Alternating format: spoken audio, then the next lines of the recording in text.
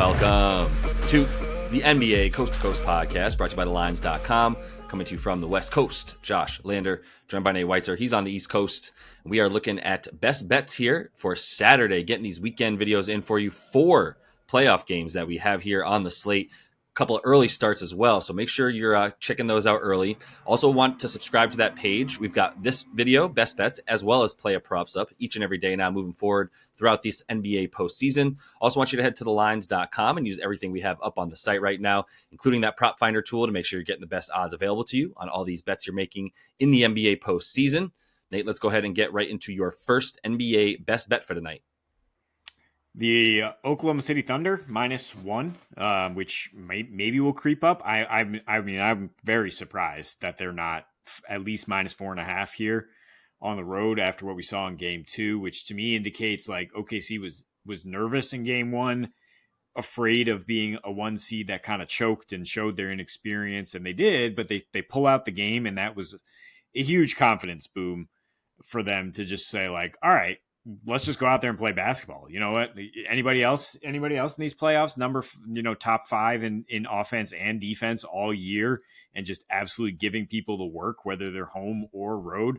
I mean, certainly not the Pelicans. Just the Celtics. Just the Celtics are, by the way. Oh yeah, the Celtics. Okay, but not even the Nuggets in the West. Nope.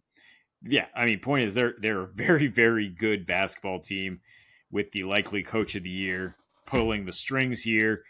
They have far more options than the Pelicans, starting with whether they're going to play Chet at the 5.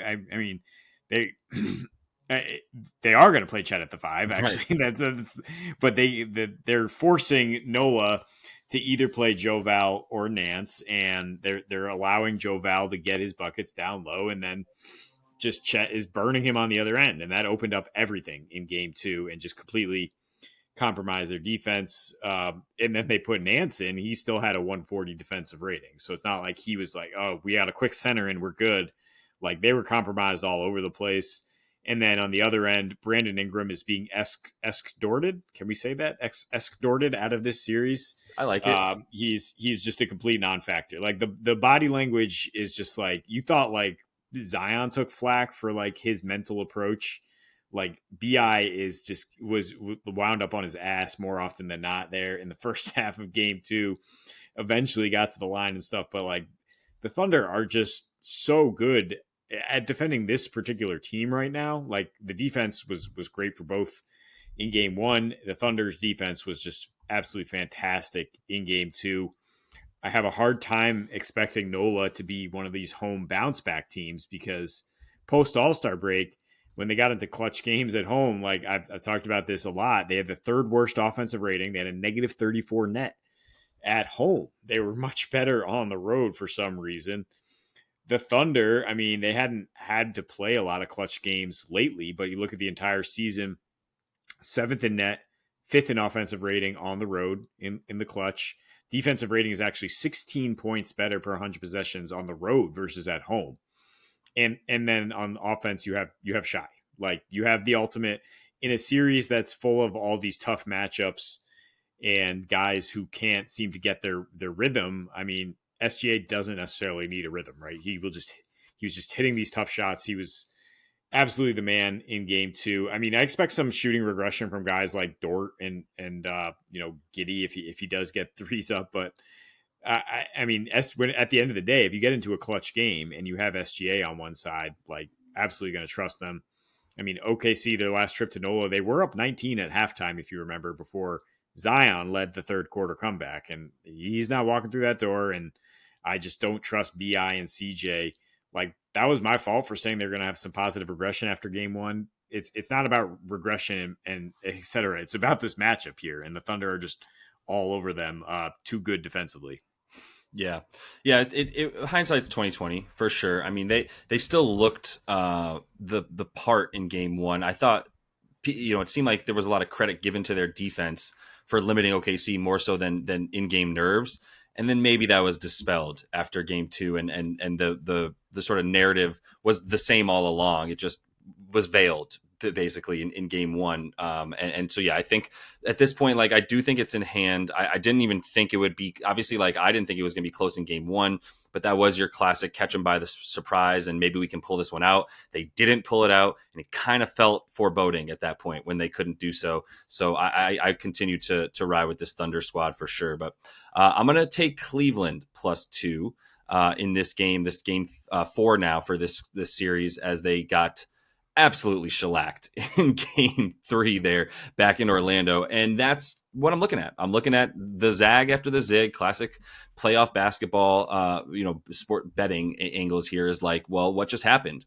Might not be the same. There's going to be a lot of adjustments made, and to a degree, how much of this can you just sort of like put at the altar of luck, essentially? And if you look at Orlando's shooting in games 1 and 2, a putrid, right, 30 to basically 4% from the field overall, and then 8 threes, 9 threes made in both those games, with like 35 of them shot. Like, Orlando's shooting more threes than they normally would, because that's how you beat Cleveland. That's the way to beat Cleveland. When Cleveland loses games this year, they're giving up like 16 threes per game. When they win games, that's at about 14. So like, I'm sorry, 13. So they are not a good 3-point defense in and of itself. And then especially considering the strength of their defense is down low. And that's really what this Orlando team is predicated upon. It's not a good 3-point shooting team. So hitting 13 threes in game 3 to me was an outlier. Combine that with Cleveland having just about as bad of a shooting game as it could have. It hadn't shot this poorly yet, and it hasn't even shot really well in the series overall. But at least they were up at about 46% from the field in the first 2 games from home. In this last game, they were 39% from the field, 23% from deep. And, threes is the way that you do beat Orlando. That's where they're weakest as well. I mean, they're similar in that sense. And so I just don't think Orlando can use that to their advantage moving forward when a guy shot above their pay grade. I mean, Paolo, 4 for 9 from deep, right? Jalen Suggs going 9 for 11 from the field. Not something that you really believe in as sustainable. So expecting the turnaround there. Cleveland's not the greatest free throw shooting team, but the way that they've been dominating the boards, offensive especially, with Jared Allen especially, they should be getting to the free throw line more often. And they were in the first 2 games, actually getting to the free throw line more often than they averaged in the regular season. 26 free throws in one game, 21 in the other. And in this last game, just the 11 free throws for them. So they made 11 and shot 13. But once they're up at around 20, things are going well for them. And that also does open up that 3-point shot for them, which, like I said, they shot 26% from deep in game 3. Not something else that I would consider sustainable in a good way for them if they're hoping to win. So I think that goes up for them. I think the free throws, even if it gets up to 5 or 6 more, not even having to get all the way to 20 free throws attempts for this team, they're at least like showing that they can get to the rim, which then causes this Orlando team to sag off a bit at times when they don't have the one-on-one matchup. And I think this defense will get worse for the Magic because of the fact that Jonathan Isaac's not really in there as much anymore, and his minutes have dwindled. And that was helpful for Orlando in game 3. But at the same time, they got away with one in the sense that Cleveland missed a lot of open shots, right? That maybe they weren't getting when they had a better defensive unit on the floor with Jonathan Isaac out there. So all that leads me to go, nice one, Orlando. You won one for the Gipper in the big moment in time where it was like, we have to win game 3. Now things are a little bit more like, okay, Cleveland can settle down on the road and pick up another win as a much better team, in my opinion. Yeah, and if you do expect the shooting to kind of return to normalcy here, or at least maybe even flip the other way with Orlando missing a bunch of shots, let's go back to Jared Allen, right? At just like eating glass. And he's now down to -140 to be the rebounds leader in this game after Paolo grabbed 14 and he grabbed 8 because of the shooting differential there. If that flips the other way, or even if it doesn't, like if this is even just a moderately close game, I expect Allen, with his prop at 12.5 boards to handle that. And the Magic, they're not really playing a consistent center lineup. There's really no threat from the other side there. So let's close out with the Lakers. We're both expecting sort of the same movie here, which is to say, strong effort from the Lakers in the first half, and then the Nuggets just yank the football away and Charlie Brown goes flying. Happened again. I cannot believe how many times in a row this has happened, but the way I'm going to bet it, still expecting the Lakers to maybe win the first half, but I think you're covered either way. If you take Nuggets under 56.5, like maybe the Lakers don't shoot well, but I just don't think that the Nuggets are going to come out and drop 60 here in the first half. So their team total at 56.5, something they've gone under consecutive games here in the series. Something that they went over pretty consistently in their last three in the finals against the Heat as they were closing them out as well. They averaged about 51 a game. Their shooting splits, like, I guess the thing that makes me nervous is they've shot so poorly in the first half that maybe that does regress. They went 2 for 15 from deep last game. They're shooting 23%. But that's just kind of the MO of this team, right? I mean, they start slow. Joker, like I was saying, like in the first quarter, sometimes he's like, I'm not even going to shoot. Like, whatever. They are processing your information, right? They're gathering information about what adjustments you're making, what are you doing, and how are we going to pick you apart when it matters most in the second half. And they're just, that's why they haven't been quite as aggressive or as lethal, really dating all the way back to the start of last season. They have a 2-to-1 assist to turnover ratio in the first half. It gets much better in the second half. They only shoot 10 free throws on the road in the first half versus 12 at home. They're only shooting 6.7 free throws in the first half of this series. They have 16 turnovers in the first half versus, in the second half, like I'm saying, once they figured you out, 44 assists, playing very well. Also, the pace is down. I mean, they went over in 3 regular season matchups against the Lakers because it was a 102 pace. In this series, the pace is 97 in the first half, and it was 95 in game 3 in LA, and then it sped up in the second half. So, I mean, the Lakers, maybe they're trying to change their approach to say, like, let's save something in the tank. But I think either way, they're going to buckle down, to just try to avoid the sweep and have another good first half here and do it on the defensive end. Maybe. Maybe I have no problem with it. I mean, it's just wild. It feels like a script at this point because it even felt that way. I mean, where do they play now? What's the crypto? Whatever the heck it's called nowadays. In Game 3 was quiet in the second quarter as they started. Even they were up a bit bigger in the first quarter. Second quarter comes along. Denver just chips away and chips away. They're down by like 3 or whatever at the half, which was great because I had my Lakers first half bet hit. But then it's just immediately in the third quarter, it's just done. And that might be a great angle too, just right now, wherever you see the third quarter, if you get it like -1 for the Nuggets or a pick 'em or whatever, go ahead and hit the third quarter for the Nuggets as they just kind of take over the game at that point. But my bet is just the game total, the game for the Nuggets, the spread on the full game at -3. And for them to win this thing and close it out. I don't think they have. I don't know. It sometimes just feels like they're tripping and falling into these victories, and they're like, "Well, we'll just keep doing what we do, and eventually they'll implode, like a tennis player just waiting for the unforced error kind of thing." And at this point, -3 doesn't scare me at all because I fully expect them to be able to come back from any deficit over any amount of time that they need to. So I'm saying night LA. I think that the fact that this LA team is getting dominated in the paint means that it's just over, man. It's just you got nothing. This was your advantage. You threw your best punch. They took your haymaker and they just parried it and slapped you right across the face. And they've got 59.5 points in the paint per game at this point over the first 3 for the Nuggets, which is awesome. And in fact, the good news for the Lakers is they have 54.5. They got the second most points in the paint in the playoffs so far through their 3 games. It's just second to the team they're playing, who has 5 more than them. And they were a good paint defense for a while, but even at points in the season, it seemed porous. And it seemed like whatever they did, wherever AD was not, was going to be an available shot for the opponent. And that's kind of been what we've seen is like AD's on the floor. Things are going fine. We're a bit in control. The minute he steps off the floor, we have no down low presence. We have no threat at the rim anymore, unless LeBron is going like a freight train. And he's can do it still, but he can't do it every possession like it's like Cleveland or Miami LeBron.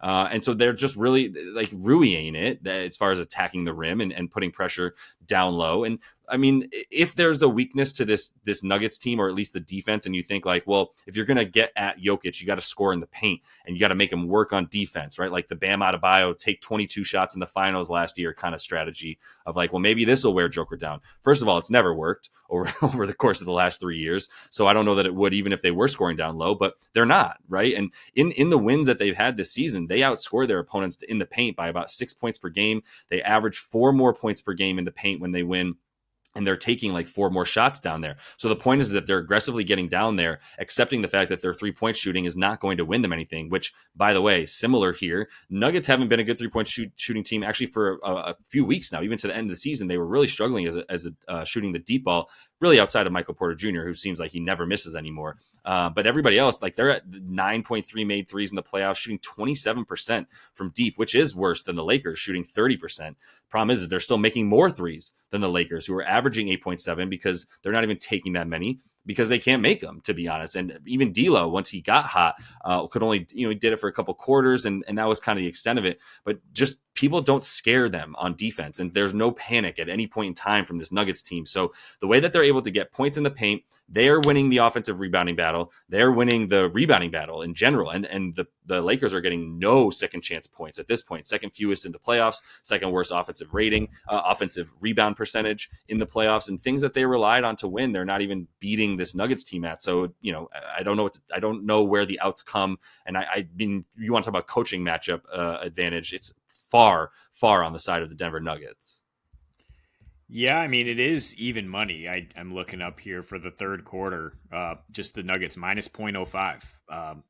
And their team total is also 26.5, which is they've had at least 26, I believe, in every single third quarter last 2 playoffs. 25 in one of these in game 2. But I mean, yeah, 32 and 34 in the other 2 third quarters. So yeah, I mean, I'm surprised you didn't go with like a fourth quarter spread again and just like assuming, because I guess you're worried they win it in the third and then the Lakers get to come back a little bit in garbage time and make it look respectable. But yeah, it's just the same script every time. And the only argument, like I was trying to talk myself into like why we take a big balls Lakers money line here. The only argument I could come up with really is just that the Nuggets, they're gentlemen and they want a gentleman's sweep and they want to go back home like they let Miami win a game in the finals. But I don't think there's really any credence to that. I think Jokic wants all the days off he can have so he can, bet the ponies back home or whatever and rest up for Rudy Gobert in the next series. That zero credence to your gentleman's sweep theory. 100% credit for Joker doesn't want to play more basketball if he doesn't have to.